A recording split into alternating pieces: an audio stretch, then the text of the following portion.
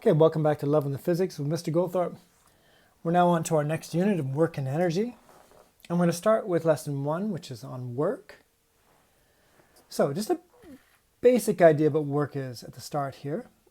Work is done only when a force actually moves the object. In other words, the object has to be moving when you're applying the force. So you'll see in the first one where the person here is applying a force over this particular distance. Notice that the person is actually moving from one side to the other. There's actually a motion here. And when you apply that force over a distance, you're actually doing work. Same idea here with this lady who's lifting a box with a very good technique. She's applying an upward force, and the box is actually moving upward a certain displacement. So as long as it's moving, you are doing work on the box. But it's key to know that if the object doesn't move, even no matter how hard it feels, it doesn't work, if you don't move the object, then no work is done if it doesn't move. Good? No matter how much force you put into it. Okay, that's a basic idea. And this all kind of comes together with the following formula. Now we're going to start with the work done by a constant force, where the force doesn't change throughout the entire motion.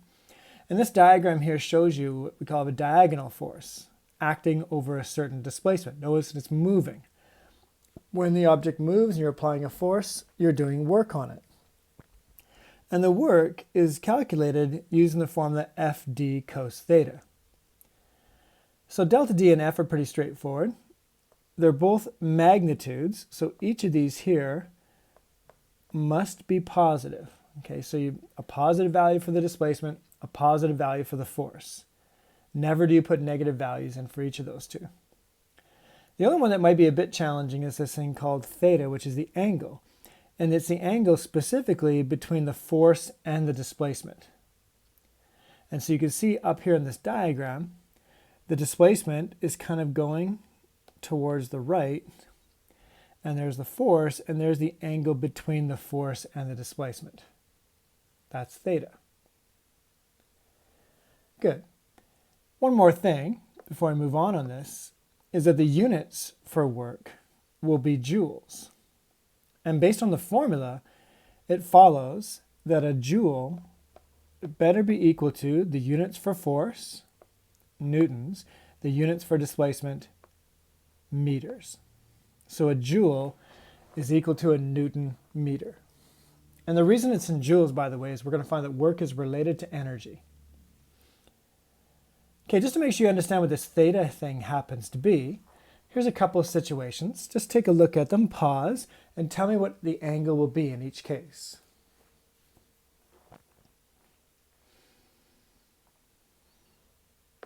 Okay, so remember the angle is between the force and the displacement. So here is the displacement, here is the force, and there's the angle between them. So in this one, it happens to be the 40 degrees. But in the other one, there's the displacement, there's the force, and the angle, and I think I better choose a different color in there, the angle is right there between F and delta D. And you realize those two angles have to add up to 180, so therefore this theta would be 150 degrees using that particular definition. Good. Now before we leave this page, just a reminder that work is a scalar quantity. Now it can be negative, you guys. Like work can be a negative value, but that does not mean it has direction. So for example, if you discover that work is equal to negative 150 joules, and you said that let's do it with a different one that can get confusing, and you said that north is positive and south is negative, please understand, if you actually say this is 150 joules going to the south, that would be wrong. Okay, because work is not a vector. That negative does not indicate direction. It's just a negative number. Good. Now, there are 3 different cases of work that we have to be familiar with. And for all of these, we're going to be focusing our attention on this thing called work equal to F delta D cos theta. And you'll see in the first case where the force and the displacement are going in the same direction. If they go the same direction, theta here would be 0 degrees. So therefore the work would be equal to F delta D cosine of 0 degrees. And cosine of 0 is 1. We end to get work is equal to positive FD. And so work is going to be positive when the force goes in the same direction as the motion, and it'll be simply FD. Okay, similarly, if it's going opposite, so now the resistive force is going opposite to the displacement, in this case, theta would be equal to 180 degrees because they go in opposite directions. And if you do this, you get work is equal to F delta D cosine 180. Cos 180 is negative 1. So this becomes equal to negative F delta D. So if you're going opposite to the motion, it's negative work. Negative FD. Finally, when the force is perpendicular to the motion, now the theta here would be 90 degrees. They're perpendicular to each other. And if we do work is equal to F delta D cos 90, well, the cosine of 90 is 0. So it does no work. So here are our three cases. If the force goes in the same direction as the motion, it's positive FD. Opposite to the motion, negative FD. And perpendicular to the motion, you'll see that this force here, it's not going with it and it's not going against it. It's not doing positive work, it's not doing negative work, so it must be doing no work at all. And this actually leads to an interesting strategy for how to find the work when you have a diagonal force. Remember, anytime you see a diagonal force, your instinct should be components. We can find the x and the y component. Here's our fx, and here's our fy. And remember, fx would be the hypotenuse times the cosine of the angle, and fy would be the hypotenuse times the sine of the angle. But if we're looking for the work done by F, which of these two components actually does work? And you'll see that it's only Fx is going with the motion. Fy is perpendicular to the motion. So therefore this one, this part right here, does no work because it's perpendicular to the displacement. So we only have to focus on the part that's parallel to the displacement.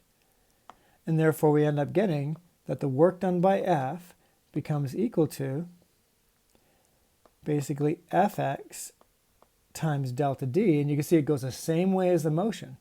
So it's going to be positive Fx delta D, or F cos theta delta D. Good? So this is a recommended method when you actually have a diagonal force. All right, we're ready to go. So with that understanding, let's try an example together. I do recommend you pause this and try this yourself. Let's do a bit of a force diagram here to get started. So this one's definitely going to have a force of gravity going downward. And then of course that pushes into the ground pushes back up with a normal force. And we know this object is going to the right at a speed of 6.2 meters per second for 8.9 seconds. Okay. So let's take on each of these questions. Let's start with A, the work done by the force of gravity. Do you notice how the FG is perpendicular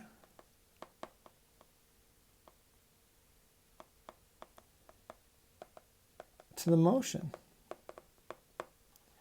And because it's perpendicular, that means that the work done by the force of gravity will be equal to 0. No need to do any calculations for that. All right, so definitely keep that in mind. If it's perpendicular, don't be trying to do FD. it's going to be equal to 0. All right, let's now find the work done by F1. But you see F1 is diagonal, so it stands to reason we should do the components for it. So we have our F1x, which will be 710 cos 25 degrees, and then we have the F1y of 710 sine 25 degrees. But again, based on the motion, which of those two actually does work? And we'll see how the vertical component does no work, because it's also perpendicular, kind of like Fn and Fg. None of those actually do any work. So we can ignore that one when we calculate the work done by F1. So if we write that down, for B, we see the work done by F1 would be equal to F1x, because that's the only one that actually does work, times delta D. And would it do positive or negative work? Well, you see that it goes opposite to the motion, so therefore it'll be doing negative work. But we have to figure out what delta D is. But you can see in this question here, we're going at a constant speed for a certain period of time. All right, well, that's not bad. So on the side here, let's use our classic formula. V is equal to delta D over T. So delta D becomes speed times time. Speed again was 6.2 meters per second, and I think it was 8.9. Yeah, and 8.9 seconds. So we can do that as a side calculation. So about 55.18 meters.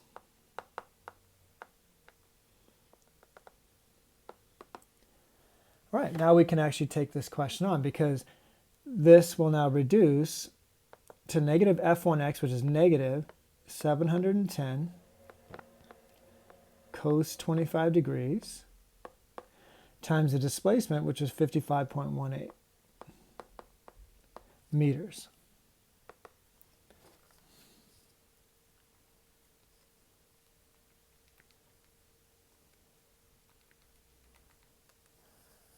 All right, and this comes out to be negative 35,507. Ooh, that's not a 7. And the units for work are joules, but we have to put this one into 3 significant digits. So this becomes equal to negative 3.55 times 10 to the 4th joules.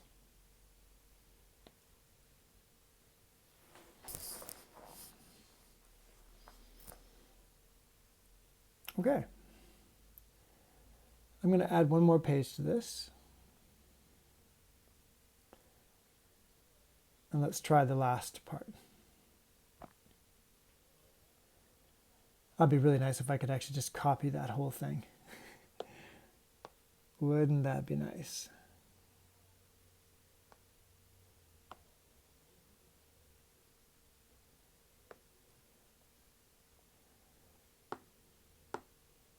Well, there we go.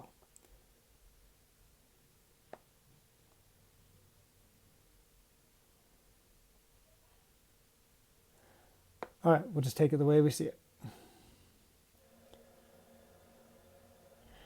All right, so it's a little small, but at least I can bring it over here, and now we can actually take on C. So C, we're looking for the work done by F2, but the problem is we don't know what F2 is. But we do know that it's going at a constant velocity. So based on the idea of uniform motion,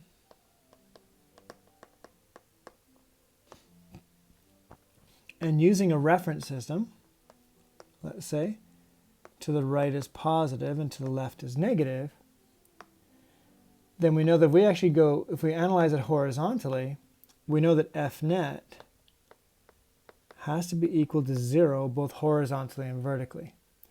That means that F2 being positive and F1x being negative they better add up to 0. In other words, they better be equal in magnitude, equal but opposite. And F1x again is 710 cos 25 degrees. Then we can actually calculate it. So we have the work done by F2 becomes equal to F2 delta D. And if we look at our diagram, you can see the force goes in the same direction as the motion.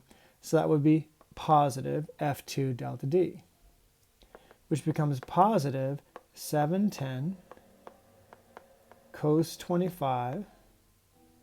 Should probably get rid of that. Yeah, good. Times a displacement of 55.18. And you'll notice this is the same calculation as we did for the work done by F1. So this becomes equal to positive 3.55 times 10 to the 4th joules. Done. Okay, so if we go back to the original question, draw a complete force diagram, but remember, any perpendicular force, any force perpendicular to the motion will do no work. So the only ones doing work here are F1x and F2. And sometimes we're going to have to do a little calculation to figure out the displacement. You might have to do some kinematics as well. Good? Okay, you can try some of the homework and I'll see you in the next part of the lesson to finish it up.